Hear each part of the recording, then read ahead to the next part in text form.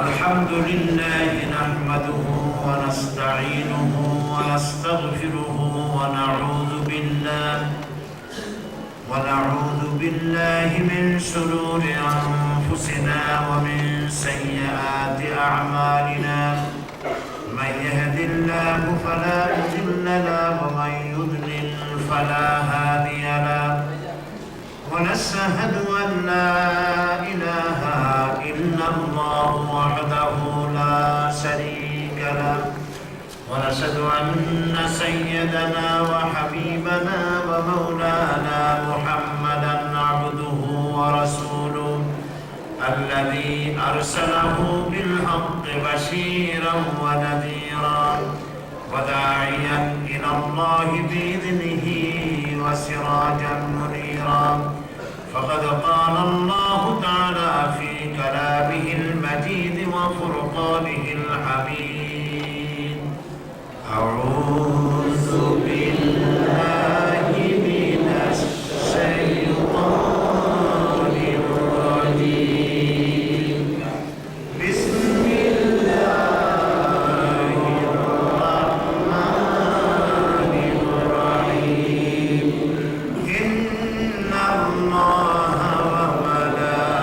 وملائكته يصلون على النبي يا أيها الذين آمنوا صلوا عليه وسلموا تسليما اللهم صل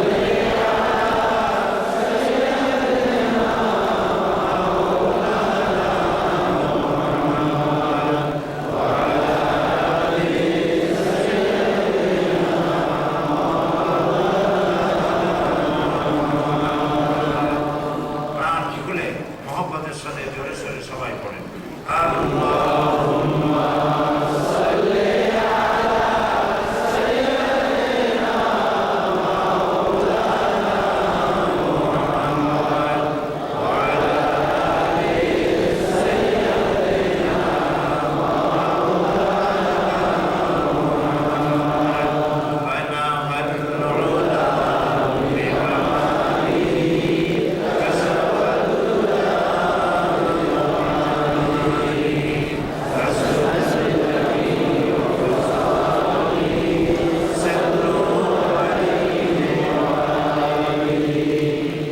मुझे कुछ मिले या न मिले मोहम्मद मिले यानी वो सही जिससे अल्लाह मिले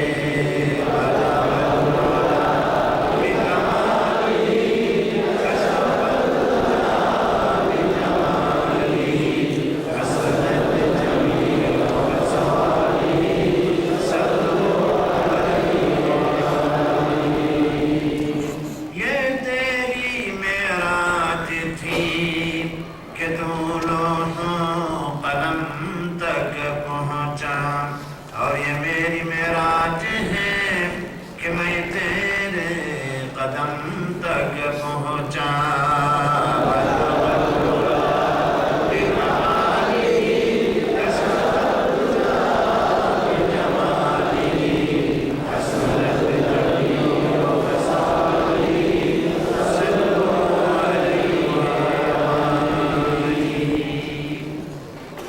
জনাব সভাপতি হাজারাত উলামায়ে কেরাম উপস্থিত আমার প্রিয় জন্মভূমি বাংলাদেশের প্রিয় দিনদার ইমানদার ভাইয়েরা পর্দার আড়ালের মা ও বোনেরা আসসালামু আলাইকুম ওয়া রাহমাতুল্লাহি ওয়া বারাকাতুহু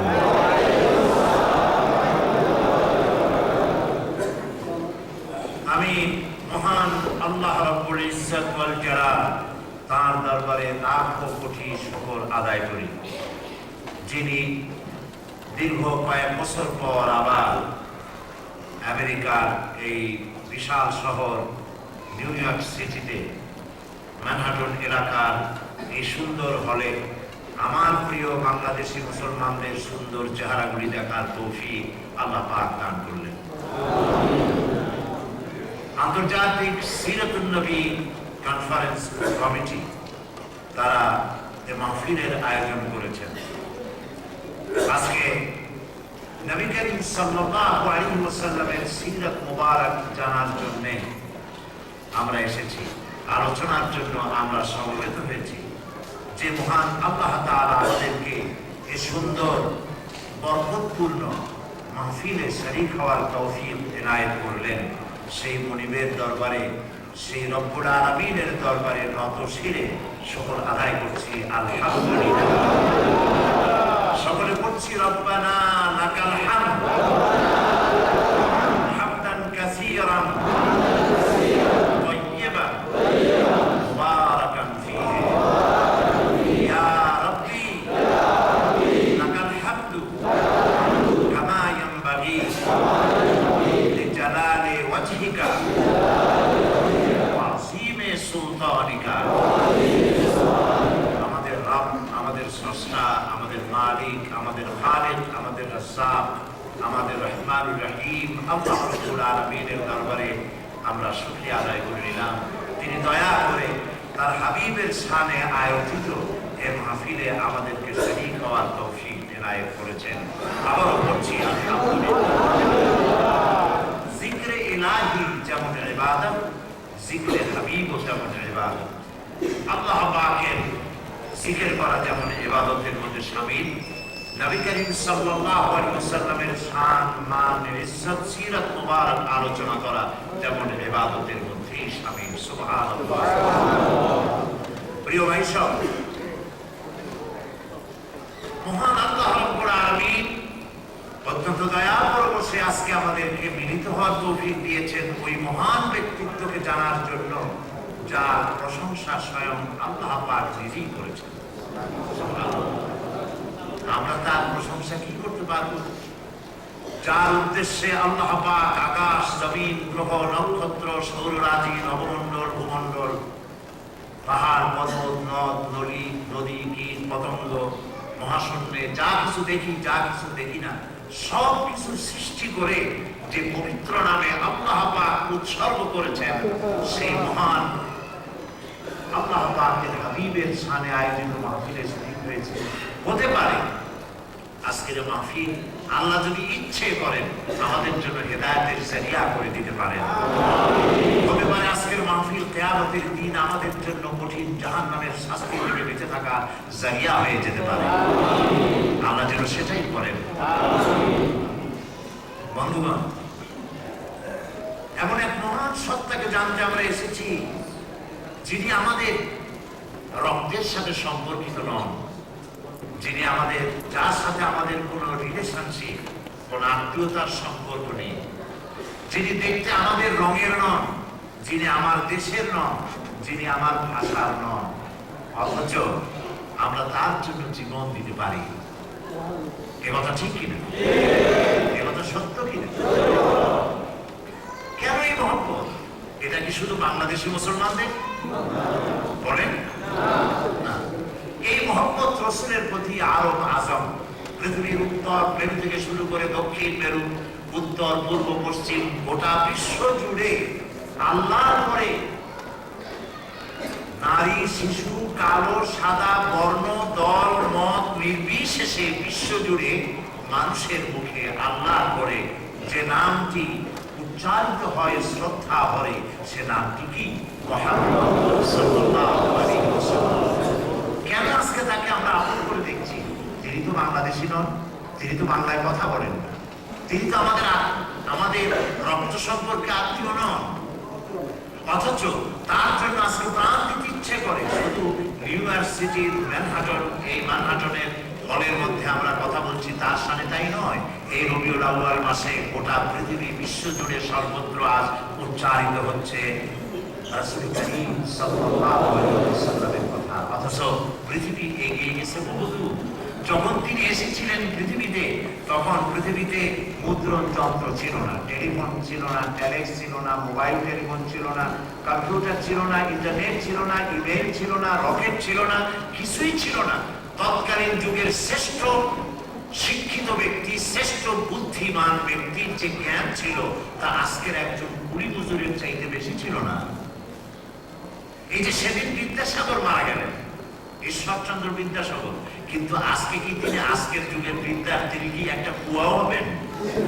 সেদিনের তিনি সাগর ছিলেন, কিন্তু আজকের দিনে তিনি বিদ্যার কুয়াও হন। নবী করিম সাল্লাল্লাহু আলাইহি ওয়াসাল্লাম যে যুগে এসেছিলেন সে যুগে কিছুই ছিল না, মানুষের কাছে খবর আদান প্রদানের কোনো ব্যবস্থা ছিল না। সেই নবী করিম সাল্লাল্লাহু আলাইহি ওয়াসাল্লাম সেই যুগের মানুষটির জন্য আজকে পৃথিবী কাঁদে কেন বলবো সে কথা?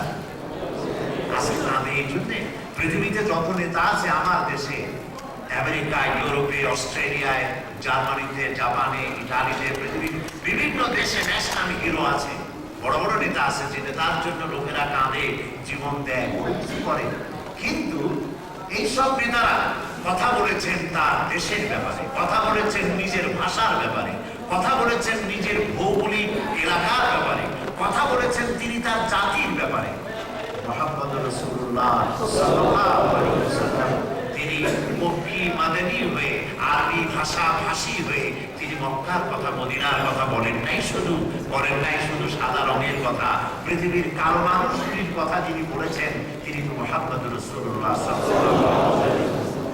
নির্যাতিত নারীদেরকে কে উদ্ধার করলেন, কে শ্রমিকদের অধিকার আদায় করলেন, কে শিশুকে সম্মান দিলেন, কে পৃথিবীর পতিত নিগৃহীত জাতিকে সম্মানের সাথে উঠিয়ে সিংহাসনে বসালেন, কে তিনি বিশ্বনবী মুহাম্মদ রাসূলুল্লাহ সাল্লাল্লাহু আলাইহি ওয়াসাল্লাম। তার প্রশংসা, তার গুণকীর্তন, তার জীবনী আলোচনা করা আমাদের পক্ষে কিভাবে সম্ভব? আটলান্টিক মহাসাগরের অতল তলদেশকে স্পর্শ করা মানুষের জন্য সম্ভব বটে, কিন্তু নবী করিম সাল্লাল্লাহু আলাইহি ওয়াসাল্লামের জীবনের মহত্ব, কৃতিত্ব আলোচনা করে শেষ করতে পারবো না। আমার মনে হচ্ছে এখনই মনে পড়লো কবি মতিউর রহমান মল্লিক বাংলাদেশের এক সম্পদ, আল্লাহ তার প্রতি রহম করুন, সবাই বলেন আমিন। বহু কবিতা তিনি লিখেছেন, তার একটি কবিতা আমি দুটি লাইন পড়ে কেঁদে পেরেছি। আমি সেই কবিতার ছন্দ বলতে পারবো না, তবে সেটা সামারাইজ করলে এরকম দাঁড়ায় যে হে নবী সাল্লাল্লাহু আলাইহি ওয়াসাল্লাম, আপনার চরিত্রের উদারতা দেখে বিশাল আকাশ দিগন্তে অবলোকিত হয়ে পড়েছে। আপনার চরিত্র এবং আপনার জীবনের উদারতা দেখে পাহাড়গুলি চিরবোবা হয়ে দাঁড়িয়ে গেছে। নবী করিম সাল্লাল্লাহু আলাইহি ওয়াসাল্লাম তাকে আল্লাহ পাক সৃষ্টি করেছিলেন সৃষ্টির সেরা হিসেবে, এবং তাকে কোনো এলাকার নবী বানান নাই, কোনো অঞ্চলের নবী বানান নাই। আল্লাহ রাব্বুল আলামিন কোরআনে কারীমের মধ্যে বলছেন, নবী আপনি আপনার পরিচয় বিশ্ব মানবতার সামনে এভাবে খুলে বলে দিন, কুল ইয়া আইয়ুহান নাসু ইন্নী রাসূলুল্লাহি ইলাইকুম জামিআ। হে মানব সকল, আমি আল্লাহর পক্ষ থেকে তোমাদের সকলের জন্য রাসূল হয়ে এসেছি। মুহাম্মদ সাল্লাল্লাহু আলাইহি ওয়াসাল্লাম তাই বিশ্ব নবী। তিনি কি নবী? বিশ্ব নবী। গোটা পৃথিবীর কথা তিনি বলেছেন, সারা দুনিয়ার মানুষের স্বার্থের কথা বলেছেন, দুঃখের কথা বলেছেন, বাঁচার কথা বলেছেন, সুন্দরের কথা বলেছেন। তাই পৃথিবীর মানুষ যে জাতের হোক, যে ধর্মের হোক, মুহাম্মদ সাল্লাল্লাহু আলাইহি ওয়াসাল্লামের জীবনের উপরে তার জীবনের শত্রুরাও কলমের একটা দাগ লাগাতে পারেনি যে নবীর জীবনে কোনো কলুষতা বলে কিছু ছিল। সুবহানাল্লাহ বলবেন না? এ হচ্ছে আপনার আমার নবী। আপনার আমার গৌরব করা দরকার, আপনার আমার আনন্দ করা দরকার যে পৃথিবীর সর্বশ্রেষ্ঠ মানব যিনি, সর্বশ্রেষ্ঠ রাসূল যিনি, আল্লাহ পাক দয়া করে তার উম্মতের মধ্যে আমাদেরকে শামিল করেছেন। সুবহানাল্লাহ। আপনি এটা কিভাবে মাপবেন? পৃথিবীতে যত নেতা আছে সমস্ত নেতাদের আপনারা কি মনে করবেন আমি জানি না, তবে কে কি মনে করবেন সেটা চিন্তা করে কথা বলা সম্ভব নয়। প্রত্যেক দেশের নেতা আছে এবং এই নেতাদের জন্য তাদের কর্মীরা জীবন দিতে চায়, কিন্তু এই নেতার জীবনী কি তাদের কাছে স্পষ্ট? যেসব নেতার জন্য মানুষেরা জীবন দিতে চায়, রক্ত দিতে চায়, পয়সা দিতে চায়, ওই সব নেতার জীবনেও কি একটু মিথ্যা কথা বলেননি? এ ব্যাপারে কি আপনারা নিশ্চিত? তিনি কি জীবনে একবারও জেনা করেননি, মানুষ হত্যা করেননি, ঠাট্টা করেন নাই, কাউকে বিদ্রুপ করেন নাই, কারো হক নষ্ট করেননি, কারোর সঙ্গে প্রতারণা করেননি, ওয়াদা খেলাপ করেননি, আমানতের খেয়ানত করেননি? তিনি কি নিষ্কলুষ? না, পাওয়া যাবে না, পাওয়া যাবে না। জীবনে, আমার যৌবন, আমার জীবন, আমার বৈবাহিক জীবন, আমার বিবাহের বাইরের জীবনে আমি যা কিছু করেছি সব মানুষকে খুলে বলো, কেউ কি বলতে পারবে? একজন ব্যক্তি বলেছেন। আপনার আমার নবী বিশ্বনবী মুহাম্মদুর রাসূলুল্লাহ সাল্লাল্লাহু আলাইহি ওয়াসাল্লাম তিনি বলেছেন, ও আমার স্ত্রীরা, ও আমার স্বামীরা, রাতের আধারে তোমরা আমার ভিতরে যা দেখতে পাও আর দিনের আলোতে যা আমার ভিতরে দেখতে পাও সব কিছু খুলে খুলে মানুষের কাছে বলে দাও।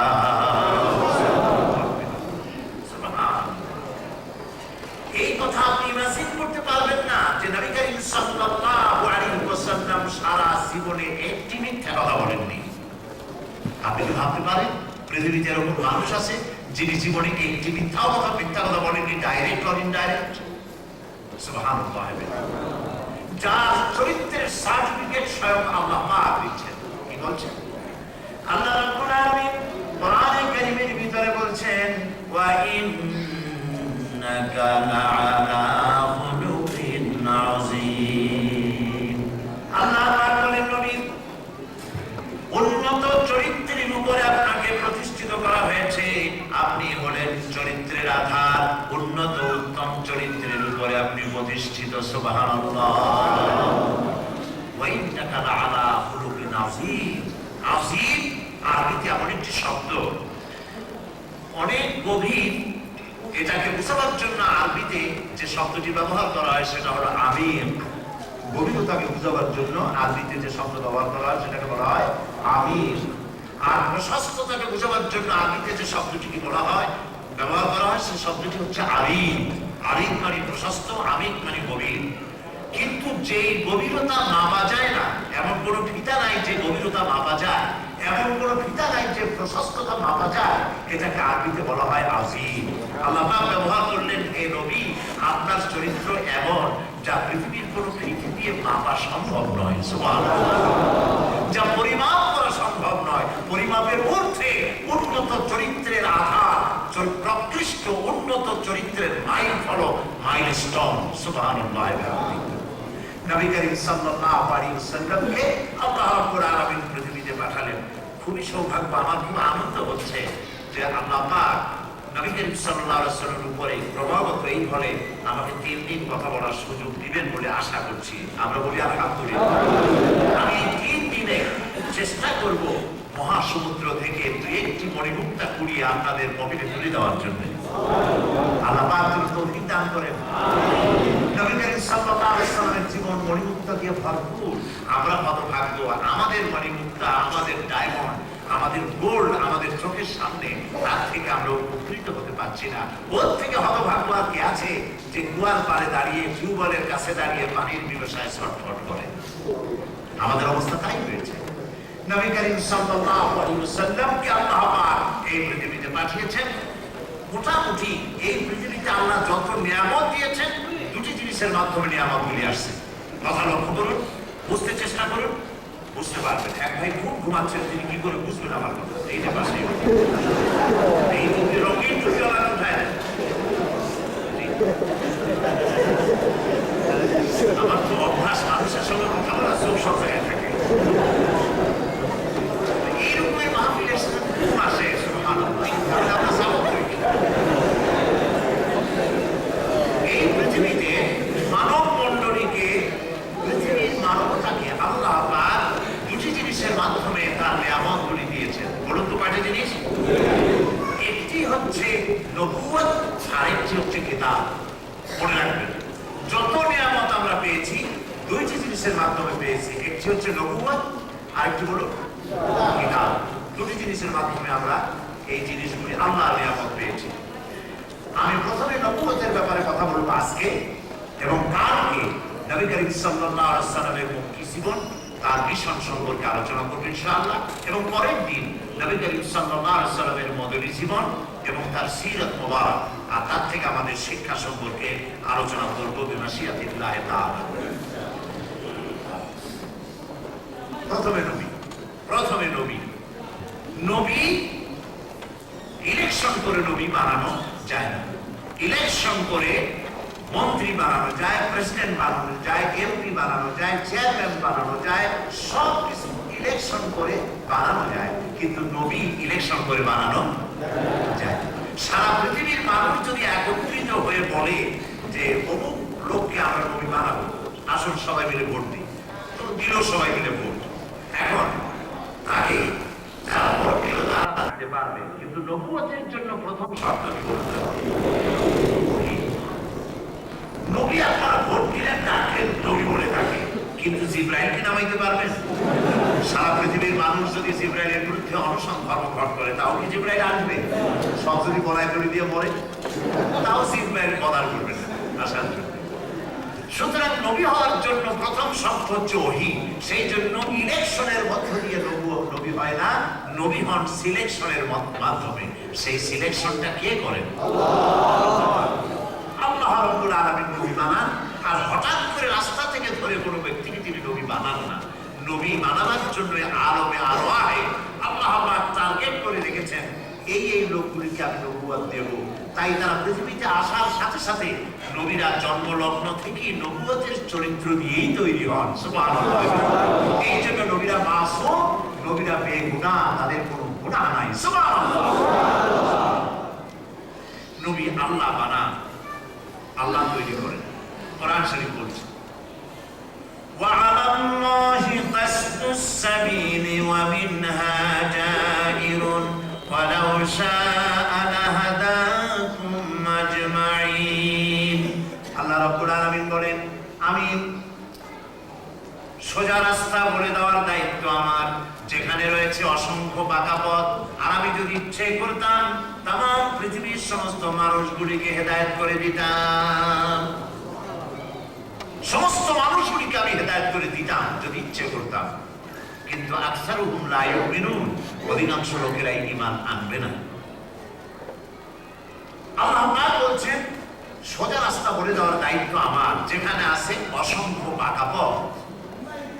এখন দুইটি পথ তৈরি হয়েছে। একটা পথ একদম সোজা একটি রাস্তা, যে রাস্তা ডান দিক থেকে চলে গেছে, শুরু হয়েছে পৃথিবী থেকে, আর এই ডান দিকের রাস্তার লাস্ট ডেস্টিনেশন, এর শেষ গন্তব্য জান্নাতুল ফিরদাউস।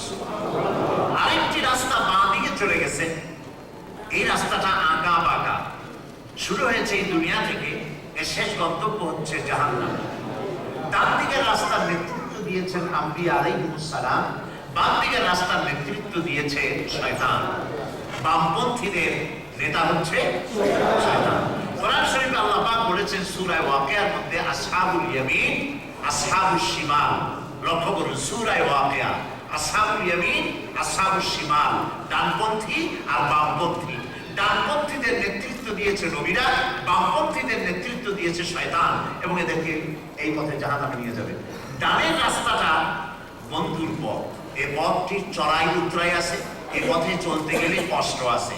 এই কষ্টের পথ অতিক্রম করে নবীদের পথে যারা চলবে, কিয়ামতের দিন আল্লাহ পাক তাদেরকে জান্নাত দান করে দিবেন।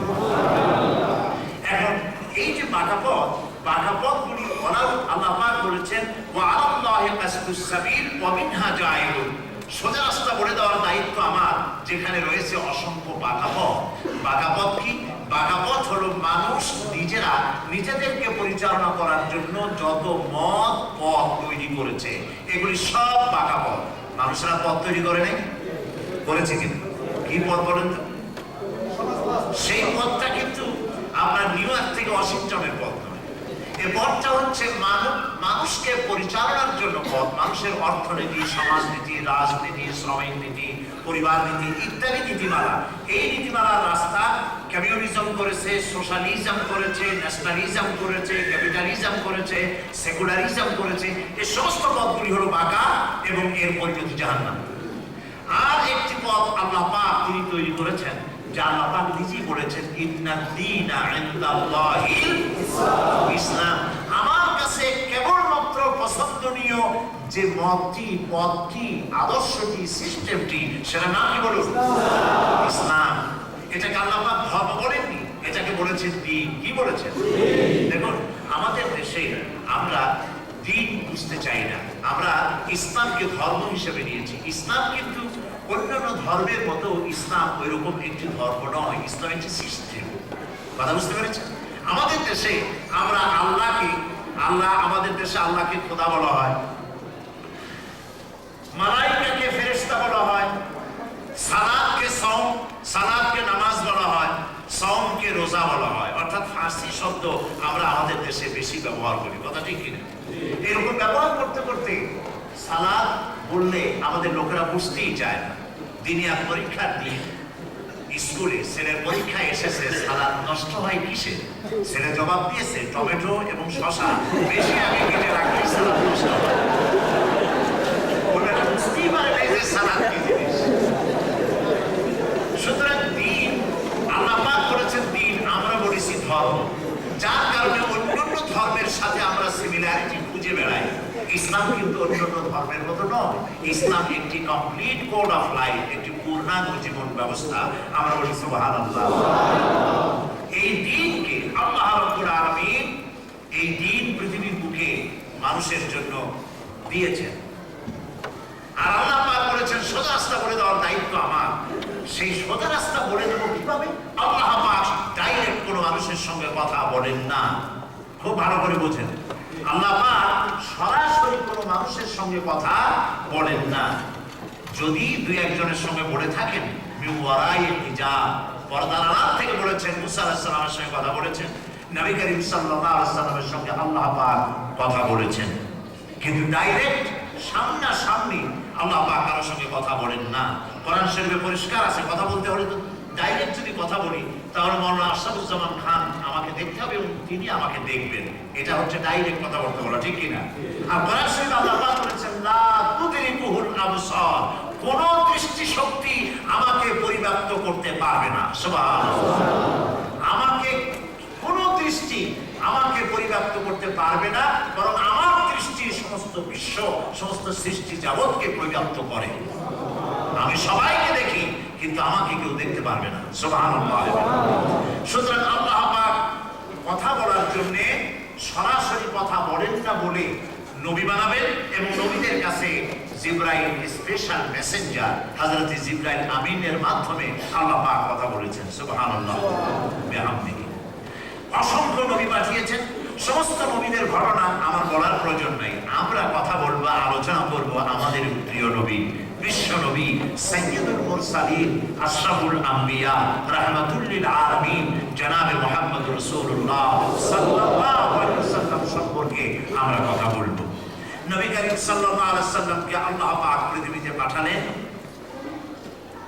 এমন এক সময় তিনি আসলেন যেই সময় মানুষ চুরি, ডাকাতি, জেনা, ব্যভিচার, হত্যা, ধর্ষণ ইত্যাদিতে লিপ্ত ছিল। মিথ্যা কথা বলা কোনো গুনাহের কাম বলে তারা মনে করতো না। জেনা ব্যভিচার করা কোনো পাপের কাজ মনে করতো না। অসংখ্য খোদা তারা বানিয়ে নিয়েছিল, একটা খোদায় তারা বিশ্বাস করতো না। কবি বলছেন কবিনে কবিনে কা बुत एक जुदा था, किसी का हुबल था, किसी का सफा था, ये नाइला पे और उज़्ज़ा पे फिदा था, इसी तरह घर घर नया एक खुदा था। প্রত্যেক গোত্রের জন্য আলাদা আলাদা খোদা তারা তৈরি করে নিয়েছিল। এরকম একটি সময় যখন চুরি, ডাকাতি, জেনা, ব্যভিচার, অসত্যতে ভরপুর ছিল সমাজ, সেই সমাজে মুহাম্মদ রাসূলুল্লাহ সাল্লাল্লাহু আলাইহি ওয়াসাল্লামকে আল্লাহ রাব্বুল আলামিন পাঠালেন। তিনি যৌবন কাটালেন এই সমাজের মধ্যে, তিনি বেড়ে উঠলেন এই সমাজের ভেতরে। মানুষেরা তাকে দেখতে পেল। লেখাপড়া তিনি শিখেন নাই কোনো কলেজে, বিশ্ববিদ্যালয়। আচ্ছা, আপনারা কি বলতে পারবেন মুহাম্মদ সাল্লাল্লাহু আলাইহি ওয়াসাল্লাম কোন বিশ্ববিদ্যালয় থেকে মাস্টার্স করেছিলেন? পারবেন বলতে? কোন মাদ্রাসা থেকে তিনি কামেল পাস করেছিলেন? জি, কোন শিক্ষা প্রতিষ্ঠানে তিনি পড়েননি। আচ্ছা, কোন শিক্ষা প্রতিষ্ঠানে পড়েননি, লিখতে জানেন না, পড়তে জানেন না। আল্লাহ পাক এই কোরআন শরীফে তার সম্পর্কে বলছেন ওয়ামা তাদরি মাল কিতাব ওয়ালাল ঈমান। আপনি এটাও জানতেন না যে ঈমান কারে বলে, আপনি এটাও জানতেন না কিতাব কারে বলে, আমি শিখাইছি। সুবহানাল্লাহ। নবী করিম সাল্লাল্লাহু আলাইহি ওয়াসাল্লাম লিখতে জানেন না, সই করতে পারেন না। হুদায়বিয়া সন্ধির দিনে যখন সন্ধির শিরোনামে লেখা হয়েছে মিন মুহাম্মাদুর রাসূলুল্লাহ সাল্লাল্লাহু আলাইহি ওয়াসাল্লাম ওয়া বাইনা কুরাইশ, এই চুক্তিপত্র স্বাক্ষরিত হচ্ছে মুহাম্মদ সাল্লাল্লাহু আলাইহি ওয়াসাল্লাম এবং কুরাইশদের মধ্যে। কুরাইশদের নেতা বলল, মুহাম্মদ সাল্লাল্লাহু আলাইহি ওয়াসাল্লামের নামে যদি রাসূলুল্লাহ লেখো তাহলে চুক্তির দরকার নেই, আমরা তো রাসূলুল্লাহ মানি না, এই চুক্তির কোনো দাম নাই, রাসূলুল্লাহ কেটে ভালো মুহাম্মদ বিন আব্দুল্লাহ লেখো। সাহাবায়ে কেরাম নিদারুণ অসন্তুষ্ট হলেন এবং তারা অ্যাকশনে যেতে চাইলেন। নবী করিম সাল্লাল্লাহু আলাইহি ওয়াসাল্লাম বললেন, আলী, আমার নামের সামনে রাসূলুল্লাহ লেখা কোন জায়গাটায় আমাকে দেখায় দাও। প্রথমে তো বললেন, আলী, তুমি আমার নামের সামনে দিয়ে রাসূলুল্লাহ কেটে দাও। হযরত আলী বলেন, ইয়া রাসূলুল্লাহ, সারা জীবন আপনার হুকুম মেনেছি, যতদিন বেঁচে থাকবো যে হুকুম করবেন শির পেতে মেনে নেব, কিন্তু আজকে আপনার এই হুকুমটি আমি আলীর পক্ষে মানা সম্ভব হবে না। আমি জেনে শুনে আপনার নামের সামনে থেকে রাসূলুল্লাহ শব্দ কাটতে আমি পারবো না। হুজুর বললেন, আলী, কোন জায়গায় রাসূলুল্লাহ লেখা আমারে দেখায় দাও। হযরত আলী দেখায় দিলেন, সে জায়গায় তিনি রাসূলুল্লাহ কেটে দিয়ে মুহাম্মদ বিন আব্দুল্লাহ লিখতে বললেন। লিখতে জানেন না, পড়তে জানেন না, নিজের নাম সই করতে পারেন না, এই মহান ব্যক্তিত্ব তিনি বলতেছেন, ইন্নামা বুইসতু মুআল্লিমান। ও পৃথিবীর মানুষেরা শোনো, আমি পৃথিবীতে প্রেরিত হয়েছি আল্লাহর পক্ষ থেকে শুধুমাত্র শিক্ষক হিসেবে। সবাই বলবেন না সুবহানাল্লাহ? মুহাম্মদ সাল্লাল্লাহু আলাইহি ওয়াসাল্লাম মাস্টার অফ অল মাস্টার্স, ওস্তাজুল আসাতিজা। তাকে আল্লাহ রাব্বুল আলামিন দুনিয়ার কোনো টিচারের কাছে শেখান নাই, কারণ আমি একজন ক্ষুদ্র ব্যক্তি, আমি সাইদি একজন ক্ষুদ্র ব্যক্তি। আমি একজনের কাছে পড়াশোনা করেছি, তিনি আমার ওস্তাদ, তিনি মানুষ। তিনি আরেকজনের কাছে পড়াশোনা করেছেন, তিনিও মানুষ। মওলানা আশরাফুজ্জামান খান, এই এখানে মওলানা কারি গোলাম মোস্তফা সহ আরো ওলামা বসে আছে, সবাই কারো না কারো কাছে শিক্ষা গ্রহণ করেছেন এবং সকলের শিক্ষা অসীম না সীমাবদ্ধ? সীমাবদ্ধ জ্ঞান দিয়ে অন্য আমাদেরকে শিখাইছেন। মুহাম্মদ সাল্লাল্লাহু আলাইহি ওয়াসাল্লাম হবেন বিশ্ব নবী। কি নবী হবেন? বিশ্ব নবী হবেন। বিশ্ব নবীকে, বিশ্ব নেতাকে সীমাবদ্ধ জ্ঞানের টিচাররা কি শিখাবে? এহলো এক নম্বর। দুই নম্বরে, আল্লাহ রাব্বুল আলামিন চান নাই যে মুহাম্মদ সাল্লাল্লাহু আলাইহি ওয়াসাল্লাম এবং আল্লাহ এর মাঝখানে আবার কোন সত্তা সম্মানের পাত্র হিসেবে দাঁড়িয়ে যাক। নবী করিম সাল্লাল্লাহু আলাইহি ওয়াসাল্লামের টিচার স্বয়ং আল্লাহ তাআলা। সুবহানাল্লাহ। এই জন্য নবী করিম সাল্লাল্লাহু আলাইহি ওয়াসাল্লামের কথা আজ পর্যন্ত পৃথিবীতে বাসি হয়নি। সেদিনকার দার্শনিকরাও যা বলেছে তা এখন বাসি। ডারউইন থিওরি অফ ইভলিউশন, তার যে বিবর্তনবাদের বক্তব্য তিনি দিয়েছিলেন, আজকে তা মিথ্যা প্রমাণিত হয়েছে। ঠিক কি? আজকে বিজ্ঞানীরা বলছেন ফলস, মিথ্যে কথা। মানুষ যদি সত্যি বান্দরের থেকে হবে, তাহলে বান্দরের গোষ্ঠী তো মরে যায়নি। এখনো তো জুতে, বাগানগুলিতে, ফরেস্টে বহুত বান্দর আছে। এই বান্দরগুলি এখনো, আমরা তো এরকম একটা বান্দর দেখলাম না যে কোমর বা গলা পর্যন্ত মানুষের মতো হয়েছে। আরো কিছু বাটার ব্রেড খাওয়াইতে পারলে কল্লাটাও মানুষের মতো হয়ে যাবে। কাজে লোকেরা বুঝেছে খুব বেশি বোতল খাইছে, যার জন্য এই ধরনের একটা কথা তিনি লিখেছেন। আর বিজ্ঞানের কোন থিওরি ফাইনাল নয়, এটা বিজ্ঞানের আর একটা থিওরি। নবী করিম সাল্লাল্লাহু আলাইহি ওয়াসাল্লাম কোন সায়েন্স ল্যাবরেটরিতে রিসার্চ করেননি, অথচ আজ থেকে ১৫০০ বছর আগে তিনি যে বক্তব্য রেখেছেন, সমস্ত বক্তব্যগুলি আজ পর্যন্ত বিজ্ঞানের কোন বিজ্ঞানী, কোন দার্শনিক, কোন সাহিত্যিক আজ পর্যন্ত সেটাকে অযৌক্তিক বলে উড়িয়ে দিতে পারে নাই। ভবিষ্যতে পারবে? নিশ্চয়ই না। বলুন নিশ্চয়ই না। তবে হ্যাঁ, আমাদের কিছু লোক আছে যারা বলে কি, ওই যে হুজুর এসব কথা ঠিক, তবে বিজ্ঞান আজকে কোথায় গেছে তাকে আপনি জানেন? আমি বললাম অনেক জানি না। বলো না বাবা, কোথায় গেছে? বিজ্ঞান তো চাঁদ দখল করেছে, বিজ্ঞান তো মঙ্গল গ্রহ পর্যন্ত গেছে। মুহাম্মদ সাল্লাল্লাহু আলাইহি ওয়াসাল্লাম কি সেখানে যেতে পেরেছে? বললাম অবশ্যই না, তিনি চাঁদে যাননি। তবে তোমাদের কথা শুনে মনে হয় সেই গল্পের কথা। স্বামী স্ত্রী দুজনে ঝগড়া করেছে, স্ত্রীর ঝগড়ার সাথে স্বামী টিকতে না পেরে স্বামী বলছে যে তোমার মতো দাজ্জাল বোর সাথে আমি আর থাকবোই না, আমি দেশান্তরিত হয়ে যাব, এই দেশে আর থাকবোই না, চললাম। সে তার খাতা বালিশ, বেসিন, মিজান টিজান ইত্যাদি গোছায় টোছায়া রওনা করেছে। স্বামীর ধারণায় এত বড় একটা কথা বলেছি, বউ নিশ্চয়ই আমাকে সাধবে থাকার জন্য। আবার বউ জানে তার স্বামীর দৌলত্ব কতটুকু। বেচারা স্বামী তার কাপড় চোপড় নিয়ে ঘরের থেকে বারান্দায় নেমেছে। বারান্দায় নেমে দেখলো যে মাগরিব কাছাকাছি হয়ে গেল। আচ্ছা ঠিক আছে, একটু মাগরিবটা পড়ে নিল। মাগরিব পড়লো, তার ধারণা যে স্ত্রী তাকে সাধবে। স্ত্রী সাধতেছে। এরপরে মাগরিব পরে কিছু দোয়াদুরি পড়লো, তারপরে একটু পান টান চিবাইল। এরপরে দেখে যে না, বউ তো কিছুই বলে না, এখন তো প্রেস্টিজ কনসার্ন হয়ে গেছে। স্বামী বেচারা বলছে যে হায় রে হায়, মানুষ না কাউয়ার জাত, সন্ধ্যার আগে ছিলাম কোথায়, এখন আসলাম কোথায়। বউ কয় যে হইছে কাম, ঘরের থেকে বারান্দায় নামেই তুমি বলছো মানুষ না কাউয়ার জাত, তোমার বিদেশে যে কাম নাই, ঘরে এসে আমার ল্যাবের মধ্যে ঢোকো। তাই বললাম দেখো বাবারা, বিজ্ঞান কতদূর গেছে। বিজ্ঞান বেশি দূর চাইতে পারে নাই, কারণ ওই যে সোলার সিস্টেম, মহাশূন্য, পৃথিবীর মাটি থেকে বহু দূরে। সূর্য আমার এই পৃথিবী নামক গ্রহ থেকে 9,30,00,000 মাইল দূরে। ব্ল্যাক হোল আরো কোটি কোটি মাইল দূরে। আবার এমন সব তারকা সৃষ্টি করেছেন আল্লাহ পাক, বিজ্ঞানীরা বলেছেন সেই তারকার আলো আজও পর্যন্ত পৃথিবীর মাটি স্পর্শ করতে পারেনি, অথচ আলোর গতি প্রতি সেকেন্ডে 1,86,000 মাইল। হাজার হাজার লাইট ইয়ার চলে গেছে তারকার জন্মের পর, আজও পর্যন্ত সেই তারকার আলো পৃথিবীর মাটি স্পর্শ করে নাই। তো বিজ্ঞান কোথায় গেছে? বিজ্ঞান গেছে পৃথিবীর এই যে সোলার সিস্টেম, মহাশূন্যের দূরত্বের তুলনায় চাঁদ কিন্তু আমাদের বারান্দা। আমরা পৃথিবীটা, এই গ্রহ যদি হয় ঘর, চাঁদ আমার বারান্দা, কারণ চাঁদের দূরত্ব পৃথিবী থেকে 2,32,000 মাইল। তো তুমি কতদূর গেছো? ঘরের থেকে নেমে কেবলমাত্র বারান্দায় নেমেই বলছো মানুষ না কাউয়ার জাত। মুহাম্মদ সাল্লাল্লাহু আলাইহি ওয়াসাল্লাম কি চাঁদে আসছে? আরে বাবা, তুমি তো চাঁদে গেছো। মুহাম্মদ সাল্লাল্লাহু আলাইহি ওয়াসাল্লাম 2,32,000 মাইল দূরের চাঁদ নয়, 9,30,00,000 মাইল দূরের সূর্য নয়, 50 কোটি মাইল দূরের মঙ্গল গ্রহ নয়। সমস্ত আকাশ, এই মহাশূন্য পাড়ি দিয়ে, 7 আকাশ পাড়ি দিয়ে আল্লাহ রাব্বুল আলামিনের নবী মুহাম্মদ রাসূলুল্লাহ সাল্লাল্লাহু আলাইহি ওয়াসাল্লাম আরশ আজিম পর্যন্ত ভ্রমণ করেছে। কিয়ামত পর্যন্ত বিজ্ঞানীরা মুহাম্মদ সাল্লাল্লাহু আলাইহি ওয়াসাল্লামের রেকর্ডকে ভঙ্গ করতে পারবে না। সুবহানাল্লাহ।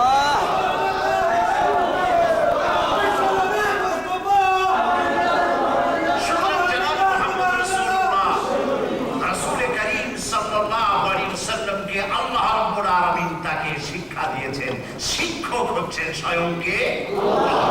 তাই তার শিক্ষার ভিতরে কোনো ত্রুটি নাই, কোনো বিচ্যুতি নাই। আল্লাহ তাকে নিজেই তৈরি করেছেন। দেখুন না, যখন যৌবনকাল, লোকেরা মদ খাচ্ছে, প্রায় 200 প্রকারের মদের নাম ছিল আরবে, 200-র উপরে নাম ছিল মদের।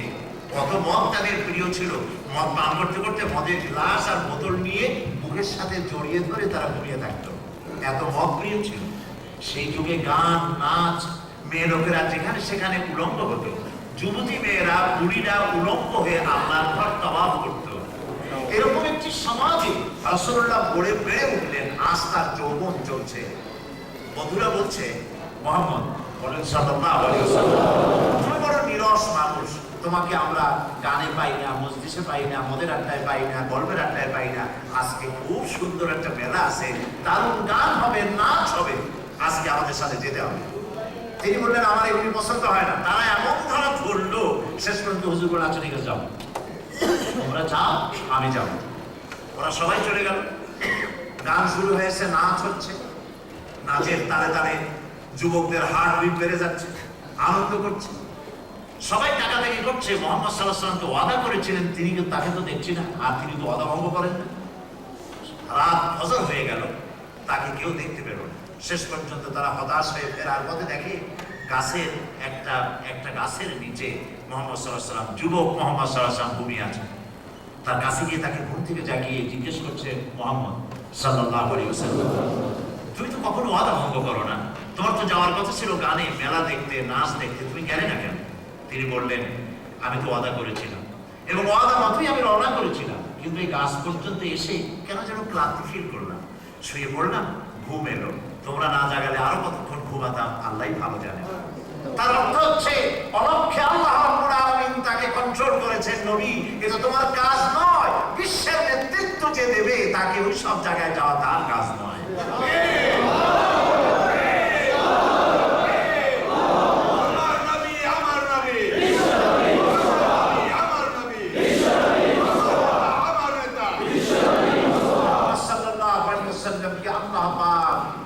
এই সমাজের মধ্যে, এই সমাজের পাপ পঙ্কিলতার গভীর আবর্ত থেকে তাকে তুলে এনে চাঁদের মতো উজ্জ্বল করে দিলেন। চাঁদ তার কাছে হাত মেলে গিয়েছে। চাঁদে কালিমা আছে, নবী সাল্লাল্লাহু আলাইহি ওয়াসাল্লামের জীবনে কোনো কালিমা নাই। সুবহানাল্লাহ। পৃথিবীতে খুব পেট ভরে প্রাণ ভরে শুনুন, পৃথিবীতে কোন নেতা তার জন্ম থেকে শুরু করে মৃত্যু পর্যন্ত সমস্ত কথা রেকর্ড করা হয়েছে, এরকম একজন নেতার নাম কি বলতে পারবেন? জন্ম থেকে শুরু করে মৃত্যু পর্যন্ত পৃথিবীতে দেখান তো একজন যার জন্ম থেকে শুরু করে মৃত্যু পর্যন্ত সমস্ত ঘটনা লিপিবদ্ধ হয়েছে। পারবেন না, পারবেন না। মুহাম্মদ রাসূলুল্লাহ সাল্লাল্লাহু আলাইহি ওয়াসাল্লাম সেই মহান ব্যক্তি যার জন্ম থেকে শুরু করে মৃত্যু পর্যন্ত তার জীবনের কাজ আর কথাগুলি যারা লিপিবদ্ধ করেছেন তাদের সংখ্যা হচ্ছে 6 লাখ। সুবহানাল্লাহ বলতে ইচ্ছে করে না? 6 লক্ষ মানুষ যার জীবনীকে লিপিবদ্ধ করেছেন। কতদূর লিখছেন শুনেন, কতদূর লিখেছেন। নবী যখন ইন্তিকাল করেছিলেন তখন তার দাড়ি কয় গাছা পেকেছিল, মাথার চুল কয় গাছা পেকেছিল, তাও হাদিস শরীফে লিপিবদ্ধ হয়েছে। তিনি যখন হাসতেন তখন তার দাঁত কতটুকু বেরোতো, কয়টা দাঁত বেরোতো তাও দেখা আছে। আমাদের মতো করে তিনি হাসতেন না। শরীর কাঁপানো হাসি, পৈশাচিক অর্থ হাসি, নাটকীয় হাসি, বাবা পিতা ছেড়া হাসি, এরকম হাসি তিনি হাসতেন। এমনকি একজন সাহাবী বলেছিলেন, রাসূল যখন বলছিলেন তুমি এই কাজটা করলে না কেন, সাহাবী বললেন হুজুর আপনি যদি চোখের ইশারায় আমাকে বলতেন তাও আমি এই কাজটা করে ফেলতে পারতাম, আমি তো বুঝি নাই। হুজুর বললেন চোখের ইশারার তারে ধরে কথা বলা নবুয়তের শান নয়। কি পার্সোনালিটি, কি ব্যক্তিত্ব, আপনারা চিন্তা করতে পারবেন না কত বড় ব্যক্তিত্ব তার। সুবহানাল্লাহ। হাদিস শরীফে লেখা হয়েছে কি সুন্দর ছিলেন তিনি। মানুষ মুহাম্মদ সাল্লাল্লাহু আলাইহি ওয়াসাল্লাম কি সুন্দর, তার গোল চাঁদের মতো চেহারা, কালো ঘন দাড়ি, বুক জোড়া কৃষ্ণ দাড়ি, শস্ত্র বিমণ্ডিত চেহারা, ভুরু যুগলে চুল অনেক বেশি, ঈগলের ডানার মতো মেলে ধরা, প্রশস্ত ললাট, ভরাট গাল, সুন্দর ঠোঁট মোবারক, গোলাপের পাপড়ির মতো গোলাপি রঙের, মোষ কালো, দাড়িগুলো দাড়ি মোবারক কালো। এই কালো দাড়ি, কালো মোষ, গোলাপের পাপড়ির মতো ঠোঁটের মাঝখান থেকে যখন তিনি মুস্কি হাসতেন, তার মুক্তোর দানার মতো দাঁতগুলি যখন বেরিয়ে আসতো মনে হতো যেন কালো মেঘের মধ্য থেকে বিদ্যুৎ চমকে গেল। নবী করিম সাল্লাল্লাহু আলাইহি ওয়াসাল্লাম যখন কারোর সাথে মুসাফা করতেন সারা দিন তার হাতের থেকে জান্নাতের সুগন্ধ আসতো। তিনি যখন রাস্তা দিয়ে চলে যেতেন ওই রাস্তা দিয়ে পরবর্তীতে যারাই যেত তারা বুঝতো এই রাস্তা থেকে নবী করিম সাল্লাল্লাহু আলাইহি ওয়াসাল্লাম গিয়েছেন। সারা দিন ওই রাস্তায় জান্নাতের গ্রাম থাকতো। সুবহানাল্লাহ। হযরত আনাস রাদিয়াল্লাহু তাআলা বলেন আমি নবীজির খেদমতে হাজির হয়ে হুজুরকে আমার বাড়িতে দাওয়াত দিলাম। আল্লাহ তুমি আমার বাড়িতে দাওয়াত খেয়ে রাতের বেলায় যখন ঘরের আঙিনায় নেমেছেন আমার মাকে দেখলাম। আমার মা ঘরের বাইরে এসে, ওই দিন পূর্ণিমার রাত ছিল, আমার মা কাছে পূর্ণিমার চাঁদের দিকে তাকান, আবার নবীজির দিকে তাকান, বারবার করে অশ্রু সজল নেত্রে আমার মা তাকাতাকি করছে। আমি প্রশ্ন করলাম মাজি আকাশের চাঁদের দিকে আর নবীজির চেহারার দিকে বারবার তাকাতাকি করে তুমি কি দেখো? মা আমার বলল বাবারে আমি আকাশের পূর্ণিমার চাঁদ আর নবীর চেহারার সাথে তুলনা করতেছিলাম। আমার মনে হলো নবীর চেহারা দেখে আকাশের পূর্ণিমার চাঁদ যেন শরম পেয়ে গেছে। পূর্ণিমার চাঁদের ভিতরে কলঙ্ক কালিমা দেখলাম, নবীজির চেহারার ভিতরে কোনো কালিমা দেখতে পাই নাই। নবী করিম সাল্লাল্লাহু আলাইহি ওয়াসাল্লামকে আল্লাহ রাব্বুল আলামিন এই সৌন্দর্য দিয়ে, পূর্ণ ব্যক্তিত্ব দিয়ে আর সৌন্দর্য দিয়ে পৃথিবীর বুকে আল্লাহ রাব্বুল আলামিন তারে পাঠালেন। আর তাকে ব্যক্তিত্ব দিলেন, উদারতা দিলেন, ভালোবাসা দিলেন, মহব্বত দিলেন। পৃথিবীতে যতদিন বেঁচে ছিলেন কাউকে কোনো কষ্ট দেন নাই, ব্যথা দেন নাই। সুবহানাল্লাহ।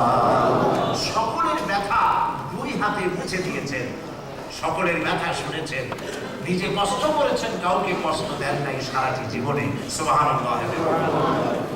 এই নবী আল্লাহ রাব্বুল আলামিন তাকে পৃথিবীতে পাঠালেন।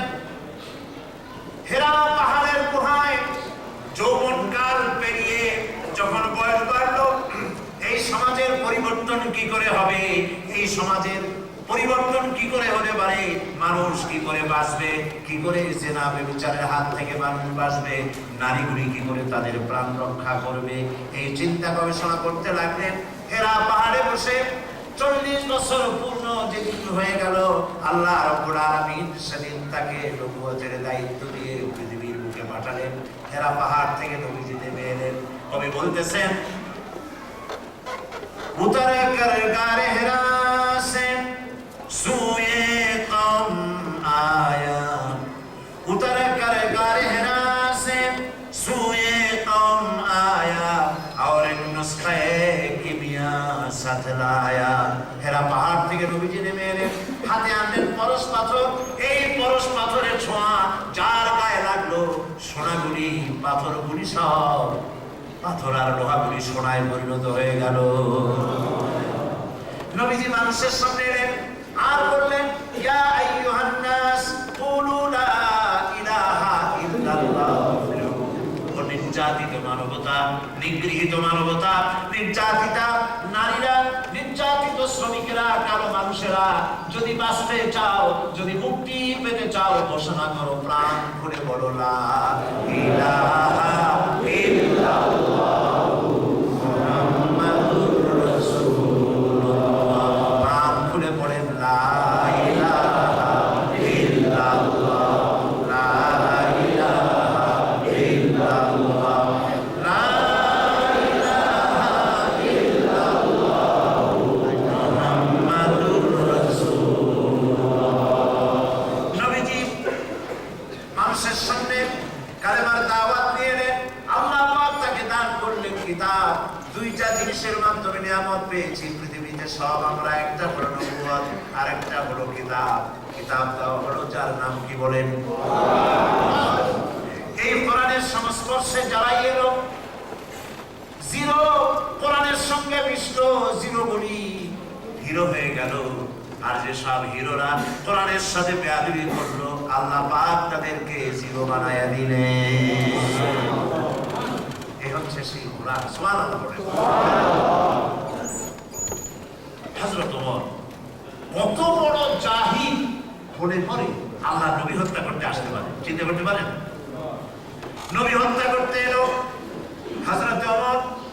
কোরআনের সংস্পর্শে যখন তিনি এলেন, ঘটনা আপনাদের জানা আছে, আমি শুধু স্মরণ করাই দিচ্ছি। কোরআন থেকে যখন তিনি নিজে পড়লেন, তাহা মা আনজালনা আলাইকাল কুরআনা লিতাশকা পড়তেছে, আর চোখ দিয়ে পানি পড়া শুরু হয়ে গেছে। সুবহানাল্লাহ। গৌরীমতি পড়াইছিল, চোখের পানি দেখে মনে করলো পাথর তো বলতেছে, বরফ বলতেছে। চলে এলেন সামনে। হযরত ওমর বলেন, আমার বোন আর ভগ্নিপতি নিয়ে চলো, যার কল্লা কাটতে এসেছিলাম তার কাছে আমারে নিয়ে যাও। হুজুরের কাছে আনা হলো, হাতে তরবারি। হুজুর জিজ্ঞেস করলেন, ওমর রে, তরবারি নিয়ে আসতো, মতলব খানা কি? ওমর বলছে, মতলব তো খারাপ ছিল, খুব কুমতলবে এসে নিয়ে এসেছিলাম, কিন্তু কোরআনের দু একটি আয়াত আমার জীবনের মোড় পাল্টে দিয়েছে। অন্ধকারের ভিতরে ছিলাম, নবী আলোর পথের সন্ধান আমারে দেন। নবীজি ওমরকে বুকের সঙ্গে জড়িয়ে ধরে বললেন, ওমর রে, পড়ো লা ইলাহা ইল্লাল্লাহ মুহাম্মাদুর রাসূলুল্লাহ। দেখেন, হযরত ওমর ছিলেন একটা ফিউজ ব্যাটারি। কি ছিলেন? ফিউজ ব্যাটারি ছিলেন, একটা অচল ব্যাটারি। কিন্তু কোরআনের টাচ লেগে গিয়েছে, এখন ব্যাটারি ফুল চার্জ দিয়েছে। চার্জ এত ফুল হয়ে গেছে, হযরত ওমর প্রশ্ন করছেন, ইয়া রাসূলুল্লাহ, আপনি নবী হন, সত্য নবী? হুজুর বলছেন, আমি সত্য নবী। ইসলাম কি সত্য ধর্ম, সত্য দিন? হ্যাঁ, এটা সত্য দিন। আল্লাহ সত্য, আল্লাহ সত্য। তাহলে হে রাসূল, আল্লাহ সত্য, দিন সত্য, আপনি সত্য, তাহলে ইসলামের কথা ঘরের কোনায় কোনায় কেন? অনুমতি দিন, প্রকাশ্য ঘোষণা করে দেয়। ব্যাটারি কি চার্জ দিয়েছে দেখেন, ইমানের ব্যাটারিতে ফুল চার্জ দিয়েছে।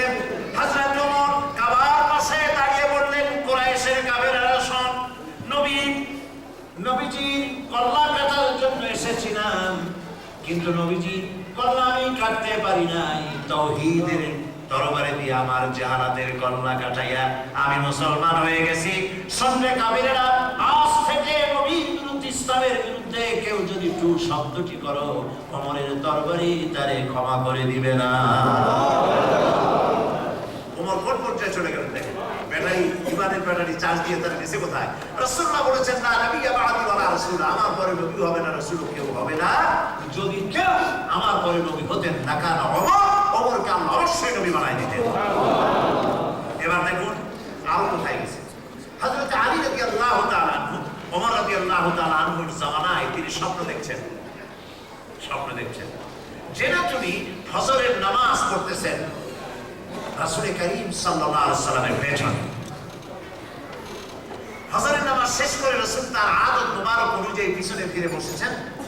হযরত আলী মাসলুম তাসবিহগুলি পড়ে বেরিয়ে গেছেন। দরজা থেকে বেরোবার সাথে সাথে দেখেন এক বুড়ি দাঁড়ানো, হাতে এক পাত্র খোরমা। বুড়ি বলছে, আলী, মসজিদের নববীর ভিতরে আবার আমার হাতে যে পাত্র দেখো, এটা আমার নতুন বাগানের খোরমা। পাত্র ভরা খোরমা নিয়ে আল্লাহর নবীর হাতে দাও, আর বলো যে এই বুড়ি এগুলি পাঠিয়েছে, উনি নিজে খাবেন, সাহাবায়ে কিরামদের মধ্যে ডিস্ট্রিবিউট করে দিবেন, তাতে করে আমার বাগানে বরকত হবে। যাও আলী, একটু দয়া করে ভিতরে যাও। হযরত আলী পাত্র ভরা খোরমা নিয়ে নবী করিম সাল্লাল্লাহু আলাইহি ওয়াসাল্লামের কাছে হাজির হলেন এবং ঘটনা বললেন। হুজুর, হাতে পাত্রটা নিয়ে একটা খোরমা তুলে আলীর মুখের মধ্যে ঢুকাই দিলেন। হযরত আলী রাদিয়াল্লাহু তাআলা স্বপ্নের ভিতরে খোরমা চিবোচ্ছেন। ইতিমধ্যে স্বপ্নের ভিতরেই খোরমা চাবাতে চাবাতে এত মজা লাগতেছে, ঘুম ভেঙে গেছে ফজরের আজানে। ফজরের আজানে হযরত আলীর ঘুম ভেঙেছে, কিন্তু রাসূলের দেওয়া খোরমার স্বাদ তখনও হযরত আলীর মুখের মধ্যে ছিল। তিনি উজু করে চললেন মসজিদে নববীতে। ফজরের নামাজ পড়ার জন্য তিনি দাঁড়িয়ে গেলেন। দেখলেন ইমামতির জায়গায় কে দাঁড়ান? জি, ওমর রাদিয়াল্লাহু তাআলা।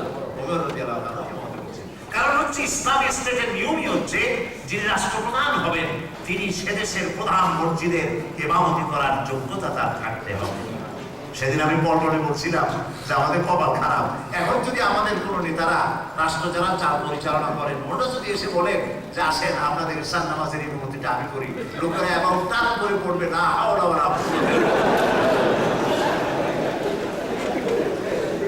হযরত আলী রাদিয়াল্লাহু তাআলা আনহু ফজরের নামাজ পড়ে বেরিয়ে গেছেন। দরজার কাছে গিয়ে দেখেন বুড়ি একটা দাঁড়ানো, হাতে এক পাত্র খোরমা। দেখছেন অবস্থা?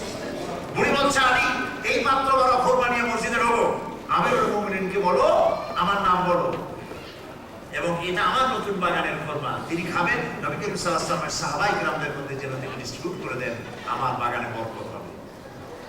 হযরত আলী দেখলেন যে স্বপ্নে যা দেখলেন তাই করতেছে। পাত্র নিয়ে হযরত ওমরের হাতে দিলেন আর ঘটনা শুনলেন। হযরত ওমর একটা খোরমা উঠায় নিয়ে হযরত আলী মুখের মধ্যে ঢুকাই দিলেন। হযরত আলী খোরমা খেতে গিয়ে খুব মজা লাগলো।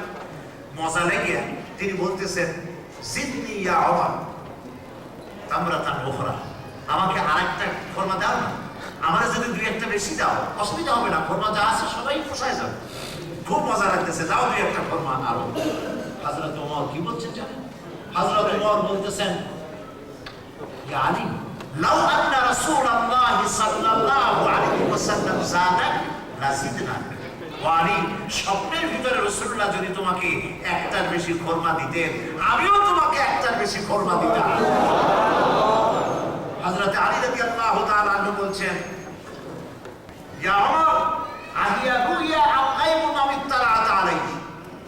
হে ওমর, তুমি কি আমার মতো স্বপ্নে দেখছো, না গায়েব থেকে তোমাকে জানানো হয়েছে? তুমি কেমনে টাকাই যে রাসূলুল্লাহ স্বপ্নে আমার একটা খোরমা দিয়েছিলেন? হযরত ওমর রাদিয়াল্লাহু তাআলা বলছেন, ওয়াল্লাহি মা হিয়া রুইয়া ওয়ালা গায়ব, আল্লাহর কসম, এটা স্বপ্ন নয়, এটা গায়ব নয়, ওয়ালাকিন্নাল মুমিনা ইযা আখলাসা কালবাহু ইয়ারা বিনুরিল্লাহ। আসল কথা হলো আল্লাহর কোন বান্দা, মুমিন বান্দা যখন তার ব্যক্তিতে, পরিবারে, সমাজে, রাষ্ট্রে আল্লাহর জন্য হয়ে যায়, তখন সে আল্লাহর সাহায্যই দেখতে পায়। হযরত ওমর কি ছিলেন, আর কোরআন তাকে কোথায় নিয়ে আসলো? সুবহানাল্লাহ। বন্ধুগণ, নবী করিম সাল্লাল্লাহু আলাইহি ওয়াসাল্লাম তিনি মানুষ ছিলেন, তার কাছে আল্লাহ পাক কোরআন দান করেছেন, তিনি মানুষ।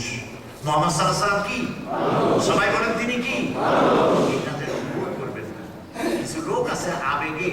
সাল্লাল্লাহু আলাইহি ওয়াসাল্লামকে মানুষ বলতে চান? আচ্ছা, যদি না মানুষ আপনারা না বলতে চান, তা আপনারা ওনাকে কি বানাতে চান? উনি কি ফেরেশতা? আর যদি আমরা হুজুরকে ফেরেশতা বলি, তাহলে কি মানুষের চাইতে সম্মান বেশি হলো? যদি রাসূলকে জিন বলি, তাহলে তিনি কি মানুষের চাইতে জিনের মর্যাদা কি বেশি? তাহলে তিনি কি? মানুষ বলা যাবে না, তিনি কি? আমি বলছি, আমার কাছ থেকে জবাব নেন, কোরআন থেকে জবাব নেন। তিনি মানুষ, তবে সাধারণ মানুষ নন, অসাধারণ মানুষ। তিনি মানব, তবে আমাদের মতো সাধারণ মানব নন, তিনি মহামানব। যে কথা একটু আগে আপনারা বলেছেন, আলহামদুলিল্লাহ বলেন। কারণ হচ্ছে নবীদের চরিত্র হচ্ছে এত সুপার কোয়ালিটি যে চরিত্র মানুষরা ভাবতেও পারে না। তখন মানুষেরা ভুল করে নবীদেরকে আল্লাহ ছেলে বলে বসে, আল্লাহ বলে বসে। নাসারারা, এই খ্রিস্টানেরা ঈসা আলাইহিস সালামকে কি বলেছে? আল্লাহ ছেলে বলেছে। ইহুদিরা হযরত উযায়রকে কি বলেছে? আল্লাহ ছেলে বলেছে। নাউজুবিল্লাহ বলেন। আল্লাহ রাব্বুল আলামিন নবীজিকে বলে দিলেন, আপনি আপনার বিষয়টি পরিষ্কার করুন।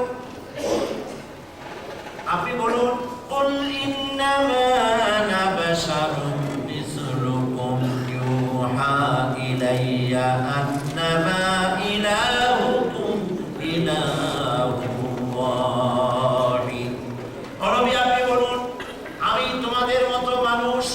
আনা বাশারুন মিসলুকুম, তোমাদের মতো মানুষ। সুবহানাল্লাহ বলেন। কিছু লোক মানুষকে বিভ্রান্ত করে। আমার বন্ধুগণ, বিভ্রান্ত হবেন না। কোরআন নিজেরা পড়ে জ্ঞান অর্জন করতে শিখুন, হাদিস নিজেরা পড়ে জ্ঞান অর্জন করতে শিখুন। আল্লাহ পাক যেন আমাদের তৌফিক দিন, বলেন আমিন। ওনারা বলতে বলতে একদূর বলেন যে মুহাম্মদ সাল্লাল্লাহু আলাইহি ওয়াসাল্লাম সমস্ত পৃথিবীর মানুষের মতো মায়ের গর্ভ থেকে যেভাবে সন্তানেরা আসে, রাসূল এভাবে আসেন নাই। হযরতে আমিনার নাভির কাছ থেকে অপারেশন করে ফেরেশতারা বের করেছে। কুদরতি কায়দা। নাউজুবিল্লাহ, কথাগুলো ঠিক নয়, এই কথাগুলি সত্য নয়। সারা পৃথিবীর মানুষ যেমনি আসছে, রাসূল কারীম সাল্লাল্লাহু আলাইহি ওয়াসাল্লাম তেমনি আসছেন পৃথিবীতে।